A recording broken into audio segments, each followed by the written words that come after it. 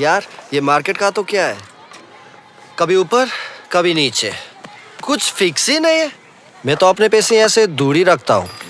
तो तू mutual funds में इन्वेस्ट करना। और म्यूचुअल फंड्स यहाँ पर इन्वेस्ट करेंगे, बात तो एक ही हुआ ना ब्रो। भाई ऐसे भी म्यूचुअल फंड्स हैं जो तेरी तरह मार्केट से दूर रहते हैं। ये कौन सा म्यूचुअल फंड्स है? फिक्स्ड इनकम म्यूचुअल फंड्स, ये selective interest bearing company bonds, government bonds और मनी मार्केट में इन्वेस्ट करते हैं। इक्विटी मार्केट में नहीं करते। ये रेगुलर रिटर्न्स देते हैं, मतलब रेगुलर इनकम।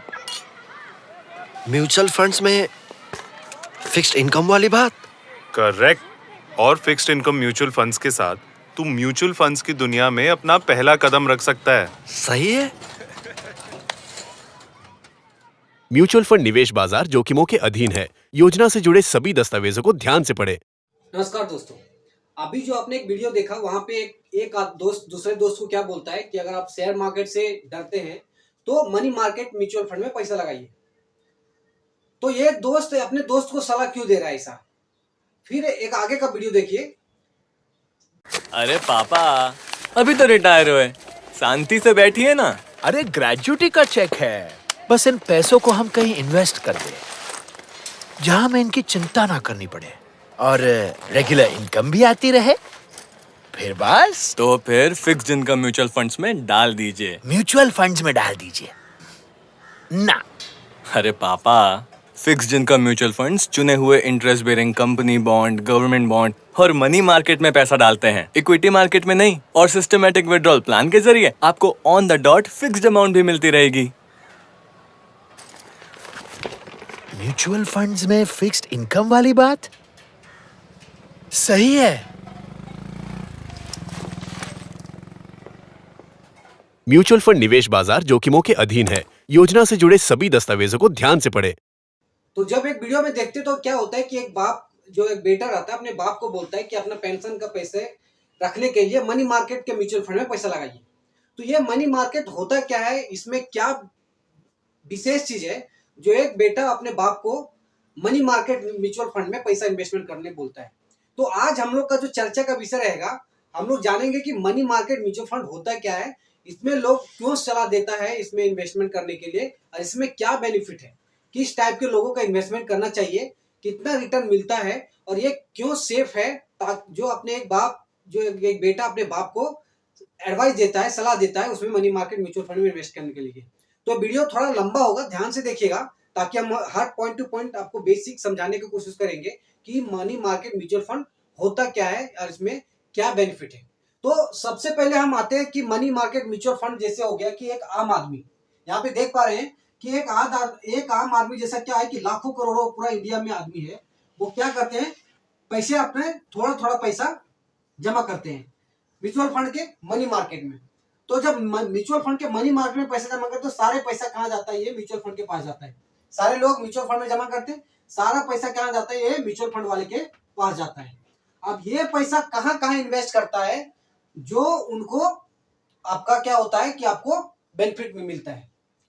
तो वहां पे क्या है कि आप जब वीडियो में देखे, एड में देखे, तो वहां पे क्या होता है कि आपका एक जो बेटा बोलता है कि जो मनी मार्केट म्यूचुअल फंड होता है वो गवर्नमेंट बिल और क्या होता है कॉर्पोरेट बिल, कॉमर्शियल पेपर और मनी मार्केट जैसे इंस्ट्रूमेंट में पैसा इन्वेस्ट करता है। तो वो इंस्ट्रूमेंट है क्या, इसके बारे में हम लोग जानेंगे। तो सबसे पहले आता है ट्रेजरी बिल। ट्रेजरी बिल होता है उसमें, अब ट्रेजरी बिल क्या होता है इसके बारे में हम लोग चर्चा करेंगे। तो ट्रेजरी बिल क्या होता है कि कभी कभी गवर्नमेंट को पैसे की जरूरत पड़ता है, ठीक है, कोई उनका प्रोजेक्ट होता है या कोई उनका कोई प्रोजेक्ट में पैसे की जब जरूरत पड़ता है तो गवर्नमेंट ऐसा नहीं कि वो आरबीआई को बोलेगा भैया कि इतना पैसा छाप दो, हमें इतना पैसा की जरूरत है, क्योंकि ये इन्फ्लेशन और इकोनॉमिक इशू हो जाता है, इसलिए वो हो जाएगा। इसलिए क्या होता है, वो ट्रेजरी बिल निकालता है। ट्रेजरी बिल में क्या होता है कि वो इस जैसे लोग से पैसा लेता है, डायरेक्ट नहीं लेते हैं, इनडायरेक्ट रूप से लेते हैं, ठीक है। ये सारे लोग म्यूचुअल फंड को देंगे, म्यूचुअल फंड वाले लोग क्या करेंगे, ट्रेजरी बिल में पैसा इन्वेस्ट करेंगे। तो उस ट्रेजरी बिल में क्या होता है कि एक इंटरेस्ट, रेट ऑफ इंटरेस्ट जो होता है, रेट ऑफ इंटरेस्ट वो फिक्स रहता है। गवर्नमेंट बोलता है ठीक है भैया आप हमें पैसा दे रहे हो तो इतना दिन के बाद हम आपको पैसा देंगे और ये रेट के इंटरेस्ट पे आपको पैसा देंगे। तो ये लोग क्या करते हैं, जितने भी गवर्नमेंट को पैसा की जरूरत पड़ता है वो देते हैं अपने फंड के अनुसार, और उनको जो रेट ऑफ इंटरेस्ट जो तय रहता है उसके रेट ऑफ इंटरेस्ट पे पैसा गवर्नमेंट उसको वापस देता है। अब क्या है कि पैसा अगर ये लोग ऐसा दिए तो ऐसा नहीं कि जब गवर्नमेंट ऑफ इंडिया को पैसे की जरूरत पड़ता है तो पैसा तो ये लोग दे दिए, लेकिन ऐसा नहीं कि गवर्नमेंट ऑफ इंडिया इनको देंगे नहीं। कभी भी जो गवर्नमेंट जो भी तय करता है वो पैसा इंटरेस्ट के साथ वो पैसा वापस जो उनको पे मिलता है वहां से उनको दिया जाता है। इसलिए इसको जीरो रिस्क बोला जाता है कि अगर आप सरकार को पैसा देते हैं तो सरकार आपको जरूर देगा, और अगर आप सरकार से लेते हैं तो सरकार आपको जरूर लेगा। ठीक है, तो ये हो गया आपका ट्रेजरी बिल गवर्नमेंट का, सेंट्रल गवर्नमेंट का। कभी कभी अब स्टेट गवर्नमेंट का भी बिल आता है। ठीक है, स्टेट गवर्नमेंट को भी किसी का जो फंड होता है, किसी कुछ प्रोजेक्ट होता है, वो स्टेट का ही जरूरत होता है, उसमें सेंट्रल का कोई इश्यू नहीं होता है।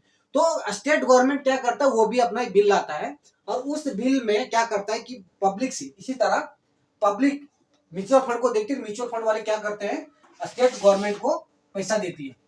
जब स्टेट गवर्नमेंट में इसी तरह इसमें भी होता है, जो रेट ऑफ इंटरेस्ट तय रहता है और टाइम भी तय रहता है कि इतना टाइम के अंदर इतना आपको इंटरेस्ट मिलेगा, इतना टाइम के अंदर आपका प्रिंसिपल अमाउंट भी मिल जाएगा।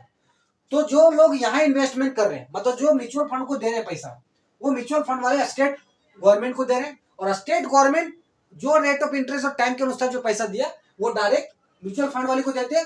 और म्यूचुअल फंड वाले क्या करते हैं, यूनिट का प्राइस और एनएवी आपका क्या होता है, बढ़ता करता है।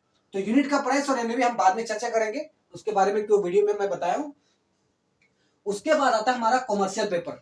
ठीक है, तो कॉमर्शियल पेपर क्या होता है कि आप एक चीज जानते हैं कि जो बड़े बड़े कंपनी होते हैं तो उनके पास कंपनी चलाने के लिए ऐसा नहीं कि हमेशा उनके पास कैश रहता है। ठीक है, कभी कभी क्या हुआ कि माल गया, माल का पैसा अभी तक नहीं आ रहा है, लेकिन तो जब तक माल गया पैसा नहीं आया तब तक तो उसके कंपनी के अंदर ट्रांजेक्शन हो रहे हैं, बिजनेस हो रहे हैं, अंदर का मैनेजमेंट का काम हो रहा है, तो उनका सारा चीज बिजनेस चलाने के लिए उनको भी पैसा जरूरत पड़ता है। तो जब उनको पैसा का जरूरत पड़ता है तो उन लोग क्या करते हैं कि कॉमर्शियल पेपर इशू करते हैं। ठीक है, उस पेपर में क्या होता है कि वो एक तो कूपन रेट इशू होता है। ठीक है, कि 10 रुपया का कूपन रेट है, उसमें आपको 8 रुपया में मिलेगा। तो वो कूपन 8 रुपये के हिसाब से क्या करते हैं म्यूचुअल फंड वाले, कॉमर्शियल पेपर जो फाइनेंशियल कंपनी होते हैं उनको पैसा दे देते हैं। लेकिन जब ये पैसा वापस जब देना होता है इनको तो 10 रुपये के भाव से देते हैं। समझ गए? तो ये जो 2 रुपया का डिफरेंस आया, यही 2 रुपया का क्या होता है, म्यूचुअल फंड वाले को बेनिफिट होता है। और ये बेनिफिट फिर जो म्यूचुअल फंड में इन्वेस्टमेंट करते हैं उनको, यूनिट होल्डर को मिलता है। ये 2 रुपया एक टाइप के एग्जाम्पल है, वहां पे करोड़ों करोड़ों का पैसा दिया जाता है। उसमें क्या होता है कि जैसे देखिए, आप कभी कभी सुनते होंगे कि जब कंपनी पैसा वापस देती है म्यूचुअल फंड वाले को तो क्या होता है कि उनको एक रेटिंग दिया जाता है। ठीक है, जैसे आप बोलेंगे हाई, आप सुनते होंगे एक वर्ड सुनते होंगे हाई बॉन्ड रेटिंग।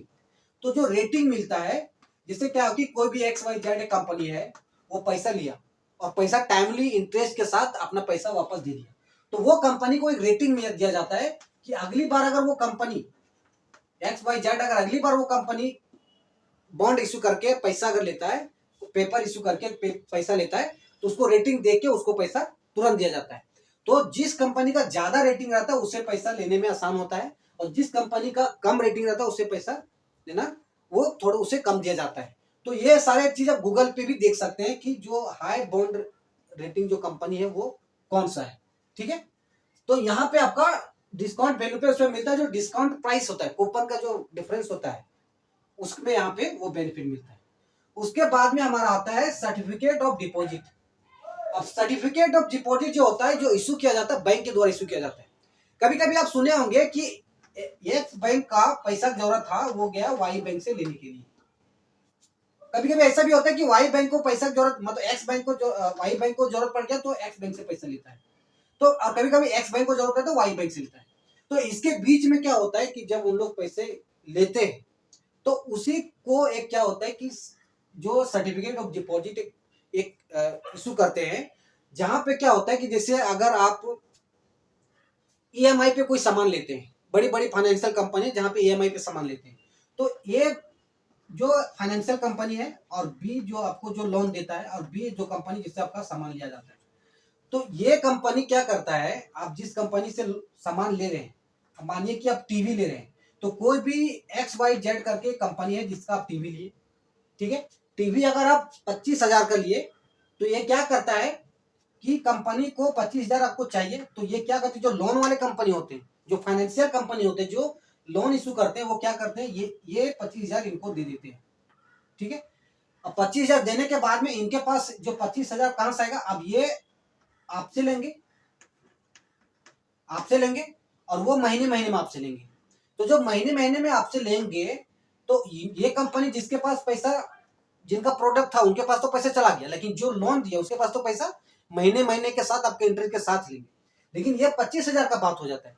लेकिन कभी कभी क्या होता है कि बड़ी मात्रा में पैसे की जरूरत पड़ता है, 6 महीने के लिए, 2 महीने के लिए, 5 मतलब 1 महीने के लिए, 1 साल के लिए। तो उस समय क्या होता है कि CD जो सर्टिफिकेट ऑफ डिपॉजिट इशू किया जाता है बैंक के द्वारा और उसको वहां पे दिया जाता है फाइनेंशियल कंपनी को।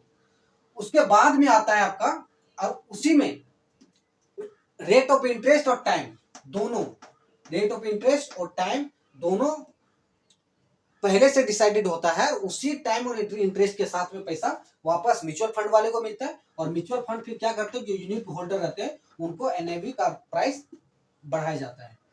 फिर हमारा जो आता है रेपोस करके आता है, जिसको बोलते हैं रीपर्चेज ऑफ एग्रीमेंट, ठीक है। रीपर्चेज ऑफ एग्रीमेंट क्या होता है कि एक कोई आदमी है या कोई मालिक है और दूसरा जो मालिक है वो क्या करता है कि जब मतलब मानिए बैंक है, वो क्या है कि दो एसेट है, कोई एक एसेट है जिसको बेचना चाह रहे हैं, तो ये जिस दाम पे बेच रहा है वो ये ले रहा है, इसको पैसे की जरूरत है तो ये एसेट को बेच दिया। फिर बाद में क्या हुआ कि ये आदमी इसी आदमी को एसेट को बेचेगा और वो दाम उसका बढ़ा दिया जाएगा, ठीक है। तो यहां से यहां तक जितने भी इंटरेस्ट, इसमें क्या होता है कि इसमें शेयर मार्केट इंक्लूड नहीं रहता है, क्योंकि इनका जितना पैसा जाता है वो सारे इंटरेस्ट वाले पे पैसा आता है। इसमें शेयर का भाव बढ़ना घटना, शेयर से इससे कोई रिलेशन नहीं, कोई संबंध नहीं है, ठीक है।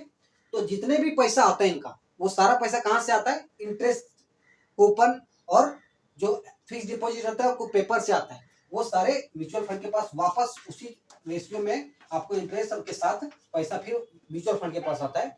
और म्यूचुअल फंड वाले क्या करते हैं कि जो यूनिट का प्राइस रहता है उसको बढ़ाते हैं।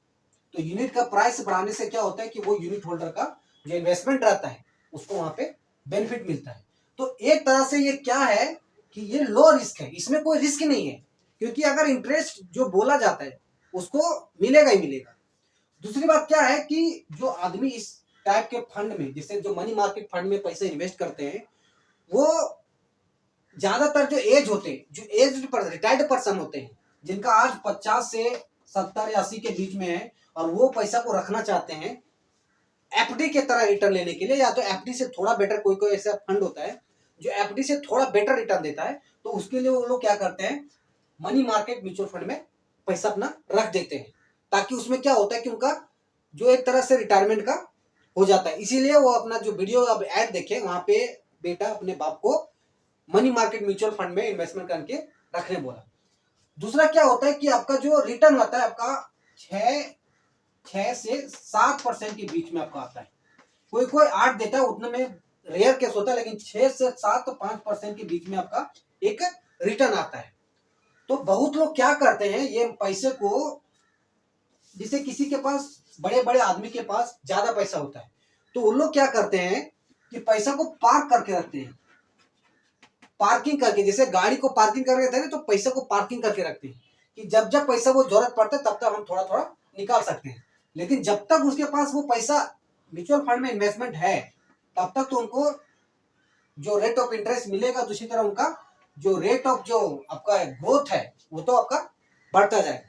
तो इसीलिए ये जो मनी मार्केट म्यूचुअल फंड बोला जाता है एक तरह से सेफ म्यूचुअल फंड है, मतलब सेफेस्ट है जो अपना एड में देखे, क्योंकि वो सेंसेक्स और NSE और BSE से उनसे कोई कांटेक्ट नहीं होता है, वो डायरेक्ट इक्विटी मार्केट, जिसे बोला गया कि इक्विटी मार्केट में वो लोग पैसा उसमें नहीं लगता है।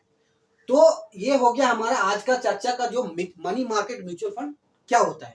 अगर कोई डाउट है तो हमें कमेंट में क्वेश्चन पूछ सकते हैं, आपको वहां पे हम बताने का कोशिश करेंगे, और जो भी आपका डाउट रहेगा। तो आज ये आपका हुआ टोटल म्यूचुअल फंड में अगर इन्वेस्टमेंट अगर आप कर रहे हैं SIP या लमसम के माध्यम से तो ठीक है। अगर आप नहीं कर रहे हैं तो हमारे जो नंबर है, ये नंबर पे कांटेक्ट कर सकते हैं। वहां पे आपको हम बताएंगे कि money market, equity market, debt market, pension fund, PPF, NPS, कहाँ पे कितना पैसा कब इन्वेस्टमेंट करना चाहिए, स्टॉक, वहां पे आपको सारे गाइडलाइंस देंगे, जहां पे आपको समझ में आएगा कि एक्चुअली में कैसे इन्वेस्टमेंट होगा।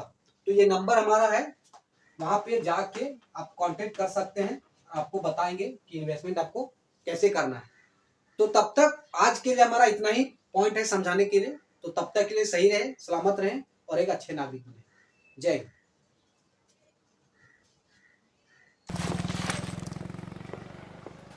म्यूचुअल फंड निवेश बाजार जोखिमों के अधीन है। योजना से जुड़े सभी दस्तावेजों को ध्यान से पढ़ें।